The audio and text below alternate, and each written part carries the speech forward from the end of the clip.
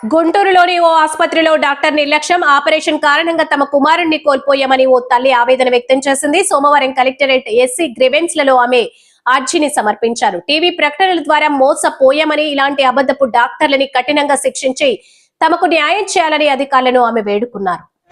ఏ తల్లిదండ్రి కూడా ఈ గర్భశోధం వద్దని, ఏ తల్లిదండ్రులు కూడా ఇట్లా మోసపోకూడదు. సుమంతి వారి ఇచ్చిన అడ్వర్టైజ్మెంట్ బట్టి ఆడెందుకు ఉద్ధరిస్తారని అనుకుంటూ వచ్చాము. వాళ్ళు ఎందుకు మరి ఇట్లాంటి వాళ్ళకి వాళ్ళు అడ్వర్టైజ్మెంట్ ఇచ్చి తెలిసి తెలియని వాళ్ళు మా బాటని నమ్మించి ఈ ఘటన చేస్తున్నారు. దయచేసి మాకు న్యాయం చేయండి. కలెక్టర్ దగ్గర వచ్చి పెట్టుకున్నాం. కలెక్టర్ సార్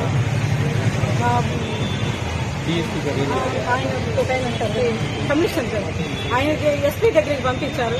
ఆ సార్ డిఎస్పీ దగ్గరికి పంపించారు. ఈ సార్ని వచ్చి కలిసామ్మా నీకు న్యాయం చేస్తానమ్మా, నీ బిడ్డకి జరిగిన అన్యాయం ఇంకొకటి జరగకుండా చూస్తానమ్మా అని నాకు మాట ఇచ్చారు.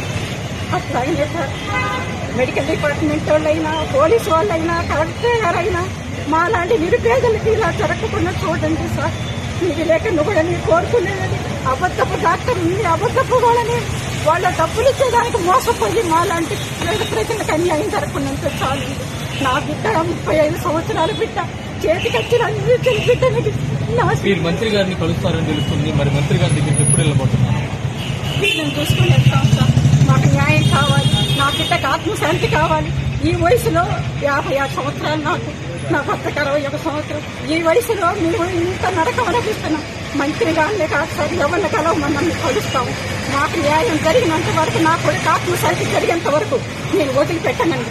ఒక సామాన్య మనిషి కుటుంబంలో నుంచి బయటకు రాని దాన్ని, నాకు చదువు కూడా ఎక్కువ లేదు, కానీ నా బిడ్డకి న్యాయం కావాలి.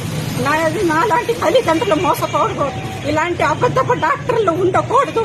వాళ్ళ శిక్ష పడాలి, న్యాయం జరగాలి సార్ నేను కోరుకునేది. కానీ సుమన్ టీవీ ఇలాంటి వాళ్ళకి ప్రోత్సహించకూడదు సార్.